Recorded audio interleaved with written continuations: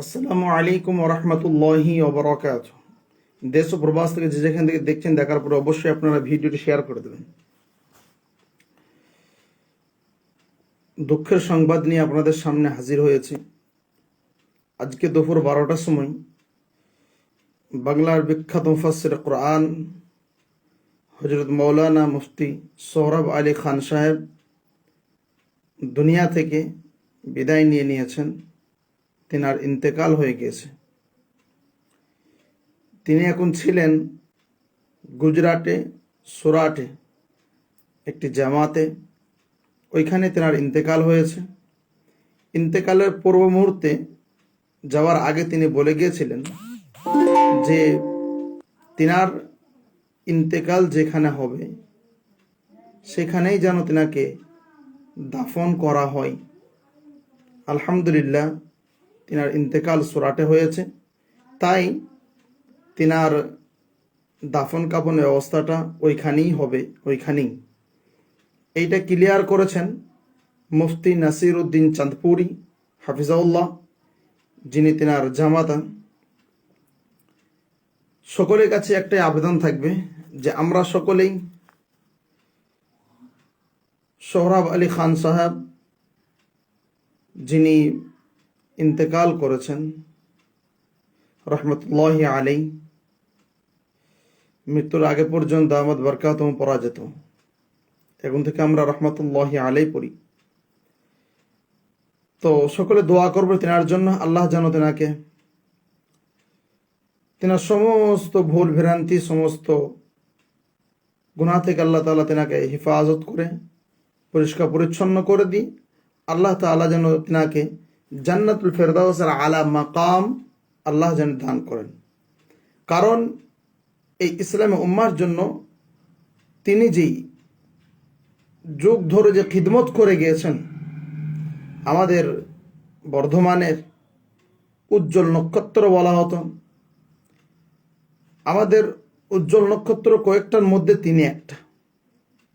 তিনার জামাই মুফতি নাসির উদ্দিন চাঁদপুরি হাফিজাউল্লাহ উজ্জ্বল নক্ষত্রের মধ্যে একটা। মৌলানা আজিজুল কাসিমি সাহেব উজ্জ্বল নক্ষত্রের মধ্যে একজন। মুফতি ইব্রাহিম কাসিমি সাহেব উজ্জ্বল নক্ষত্রের মধ্যে একজন। মুফতি বশির হাসান কাসিমি সাহেব উজ্জ্বল নক্ষত্রের মধ্যে একজন। আমাদের বাংলার বুলবুল, আমাদের বীরভূমের একজন আছেন মুফতি দবির হাসান সাহেব, উজ্জ্বল নক্ষত্রের মধ্যে একজন।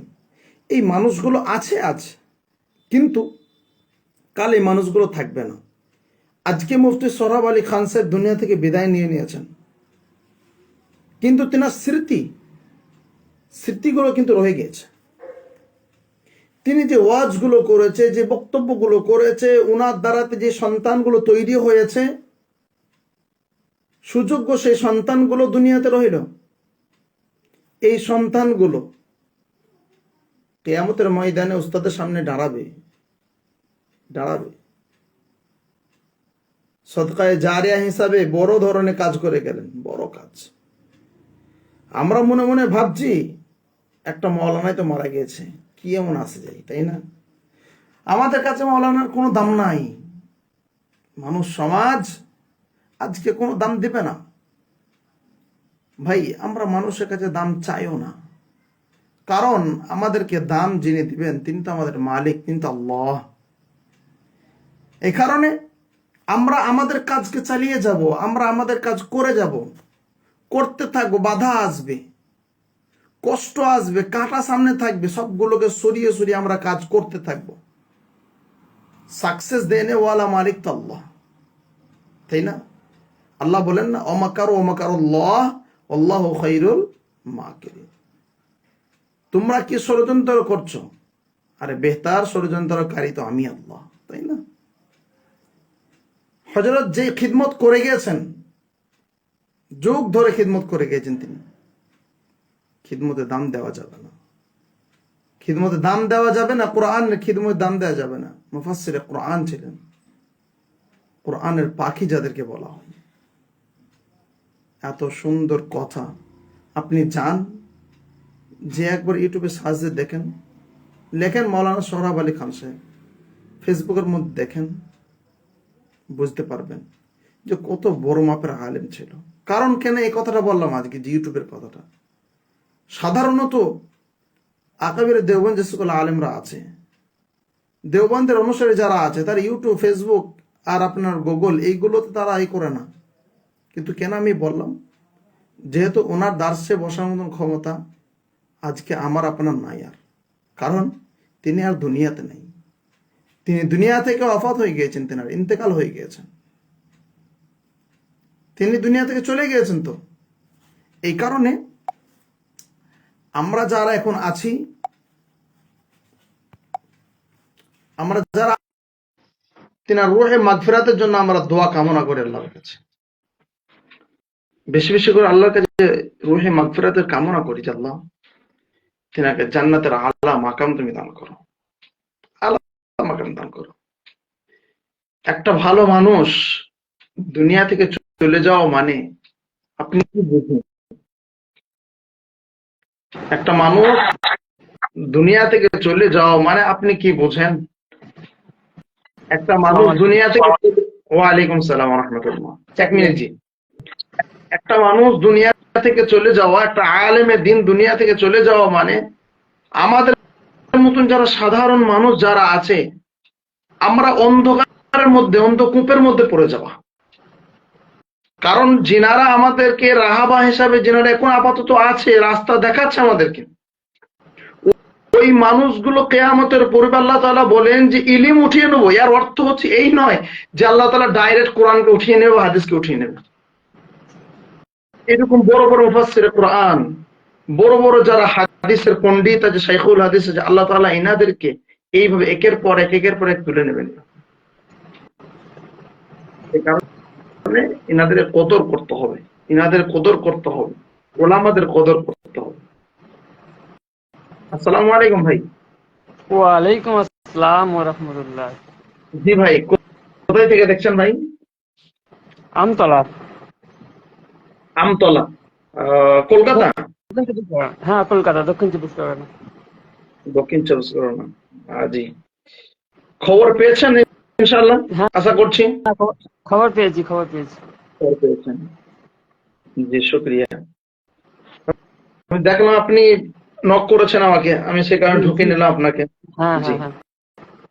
আপনি এতটুকু আমাকে বলতে পারবেন যে ওই মানুষটার পক্ষে বা বিপক্ষে, যে মানুষটা আজকে ইন্তেকাল করেছেন, আমাদের আমাদের চোখে নয়, আপনার চোখ থেকে, মানে আপনার দৃষ্টিকোণ থেকে আপনি ওই মানুষটা সম্পর্কে কি বলবেন? আপনি মানুষটা কেমন ছিল দুনিয়াতে, যদি আপনাকে প্রশ্ন করি আমি এটা।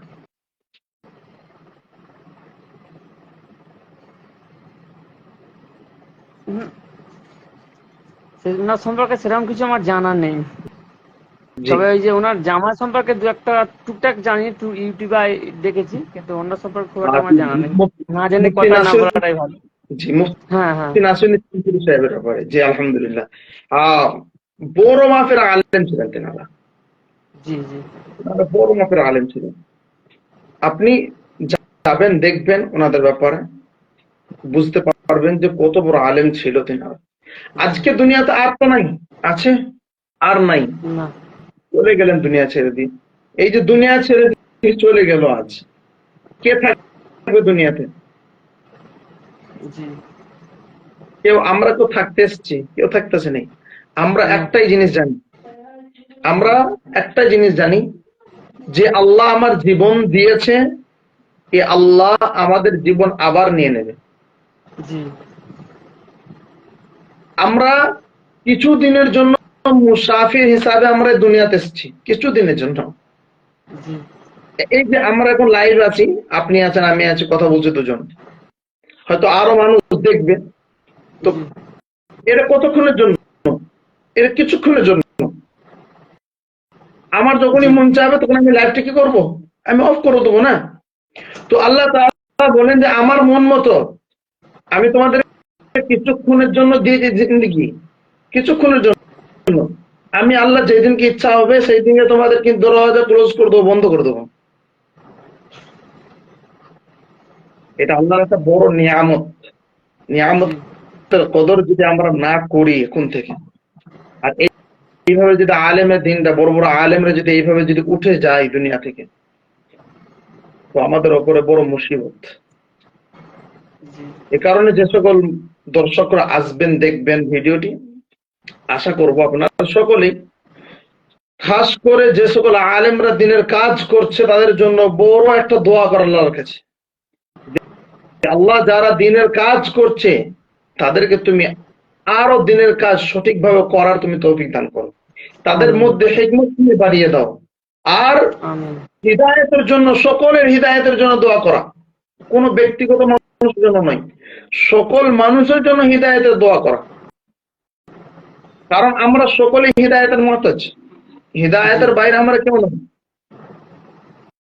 সেই কারণে সকল মানুষের কাছে আবেদন এতটুকু থাকবে যে সকল মানুষের জন্য হিদায়াতের দোয়া কর, যে আল্লাহ আমার ভাইকে তুমি হিদায়াত দান করো, আল্লাহ আমাকেও তুমি হিদায়াত দান করো। কারণ হিদায়াত ছাড়া আমরা কেউ কিন্তু জান্নাতে যেতে পারবো না, আমরা কেউ পারবো না জান্নাতে যেতে। এই কারণে মাওলানা সোহরাব আলী খান সাহেবের জন্য আমরা সকলেই দোয়া করব। আর তিনি তো ওয়াফাত হয়ে গিয়েছেন, তিনার জানাজা তো সোরাটে হয়ে যাবে। তারপরে কটার সময় ঠিক এখনো আমরা পাই নাই, তবে আলহামদুলিল্লাহ আশা করছি খবরটা পাওয়া যাবে। এবার আমাদের পাওয়া গেল, আমাদের কোনো উপায় নেই, আমাদের পাওয়া গেল, কারণ আমরা তো আছি কোথায় বীরভূম আর কোথায় সুরাট, অনেক দূর। অনেক দূর। তবে আমার কিছু মানুষ আছে যারা সুরাটে, তাদেরকে বলবো তারা আপনারা ওইখানে যোগাযোগ করবেন। আশা করছি আপনারা খুব শীঘ্রই হয়তো যোগাযোগটা পেয়ে যাবেন যে কোন জায়গায় ওনার জানাজা হবে বা কোথায় থেকে উনি আছেন। আর যদি আমি কোনো খবর পাচ্ছি তো অবশ্যই আপনাদের কাছে লাইভ এসে আবার জানিয়ে দেবো ইনশাআল্লাহ। তো আল্লাহ তাবারক ওয়া তাআলা আমাদের সকলকে আলেমদের সম্মান করার এবং সকল মানুষের জন্য সঠিক দোয়া করা, আল্লাহর কাছে হিদায়াতের দোয়া করা। আল্লাহ তাবারক ওয়া তাআলা আমাদের সকল কবুল করে, আমিন। আসসালামু আলাইকুম ওয়া রাহমাতুল্লাহি ওয়া বারাকাতুহু।